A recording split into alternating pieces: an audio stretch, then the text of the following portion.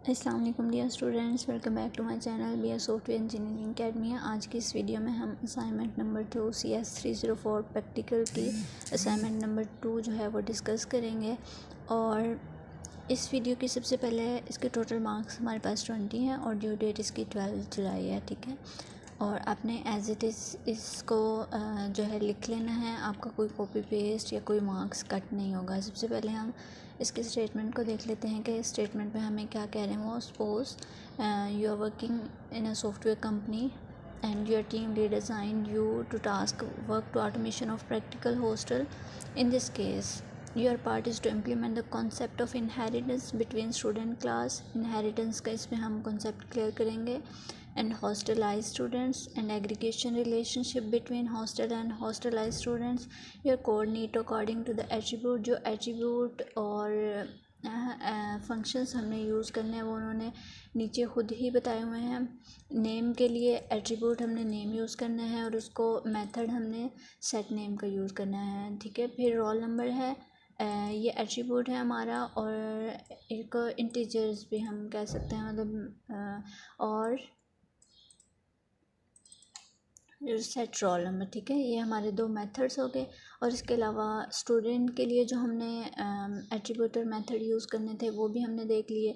और जो हॉस्टलाइज स्टूडेंट्स के लिए एट्रीब्यूट और मेथड्स यूज़ करने हैं, एट्रीब्यूट हम यूज़ करेंगे रूम नंबर, रूम रेंट, बूल्ड रेंट स्टेटस, स्टेटस क्या उसने पे कर दिया या नहीं किया, hostel class have aggregation relationship with this class. और इसके अलावा बस मेथड्स यही हैं, एट्रीब्यूट यही हमारे पास। और मेथड्स क्या हैं, हॉस्टलाइज स्टूडेंट्स, पैरामीटर पास करना है। और पैरामीटर किस लिए पास करना है, उसकी वैल्यू सेट करनी है, ठीक है। और डिस्प्ले मेथड का यूज़ करेंगे, जो हमने यहाँ पे इंटीजर्स एट्रीब्यूट्स यूज़ किए हैं उनको डिस्प्ले करवाने के लिए। रोल नंबर है, हॉस्टल नेम है, रूम नंबर है और रूम रेंट है। और फिर जो हम चेक करेंगे कि उसने रेंट पे कर दिया या नहीं, ठीक है, उसके लिए हम पे रेंट का मेथड यूज़ करेंगे। और हॉस्टल क्लास हमारे पास, उसके लिए हम एट्रीब्यूट यूज़ करेंगे नेम का। और मेथड्स हैं जो हॉस्टल और स्ट्रिंग नेम और गेट नेम, उसका नेम को एक्सेस करने के लिए, ठीक है। अब यहाँ पे उन्होंने क्या रिक्वायर गाइडलाइंस हमें क्या प्रोवाइड की हुई हैं कि आपने C++ कोड में इसको लिखना है। और हॉस्टलाइज स्टूडेंट्स हैं, इनहेरिटेंस रिलेशनशिप के ज़रिए स्टूडेंट क्लास और हॉस्टल क्लास को एग्रीगेशन रिलेशन में उनको लेके आना है। और फिर create object of hostelized students, object create करना है हॉस्टलाइज स्टूडेंट्स का, और सेट नेम करने के लिए और रोल नंबर करने के लिए, ठीक है। और फिर पास वैल्यू पैरामीटराइज जो हमने ऊपर देखा था यहाँ पे, ये पैरामीटर हमने पास करना है। और इसके अलावा बाकी हम चलते हैं पेरेंट के ही हम फंक्शन, उसको रेंट स्टेटस उसका चेक करने के लिए। तो हम अपने इसकी आउटपुट कुछ इस तरह से होनी चाहिए, ठीक है। तो हम चलते हैं अपने सॉल्यूशन फाइल की तरफ। यहाँ पे मैंने कोड लिख लिया है, ठीक है। और जिसको भी अगर पेड असाइनमेंट ज़रूरत हो तो वो मुझे कमेंट बॉक्स में बता सकता है, ये आपको मिल जाएंगी, ठीक है। और यहाँ पे इंक्लूड आयोस्ट्रीम स्ट्रिंग, ठीक है। यहाँ ये हेडर फाइल्स हैं हमारी, जो कि हम हर प्रोग्राम के स्टार्ट में यूज़ करते हैं। सबसे पहले हमने एक क्लास स्टूडेंट्स क्रिएट किया और उनको प्रोटेक्टेड हमने एक्सेस स्पेसिफायर लगा दिया, ठीक है।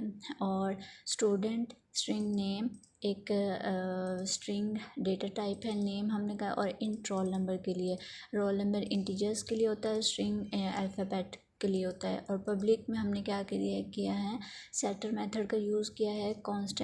कांस्टेंट है हमारी स्ट्रिंग आईडी, उसको रेफरेंस प्रोवाइड कर दिया है किसका, स्ट्रिंग का।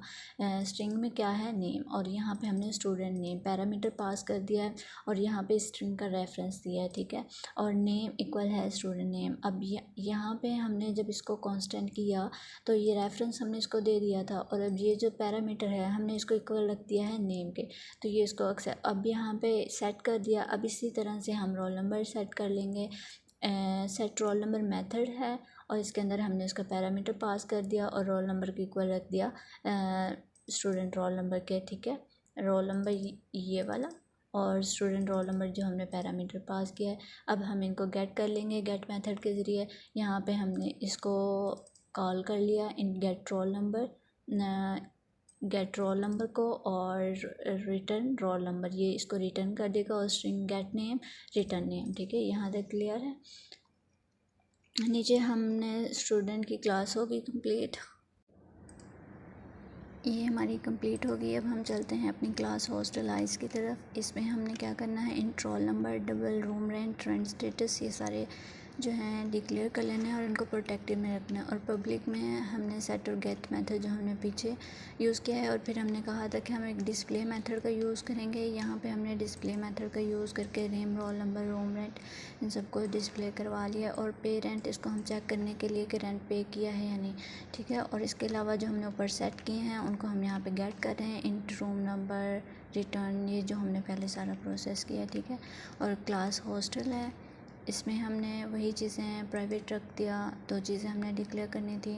और पब्लिक में हमने इसका दो मेथड्स यहाँ पे इसका रेफरेंस दे दिया जैसे हमने पहले किया है।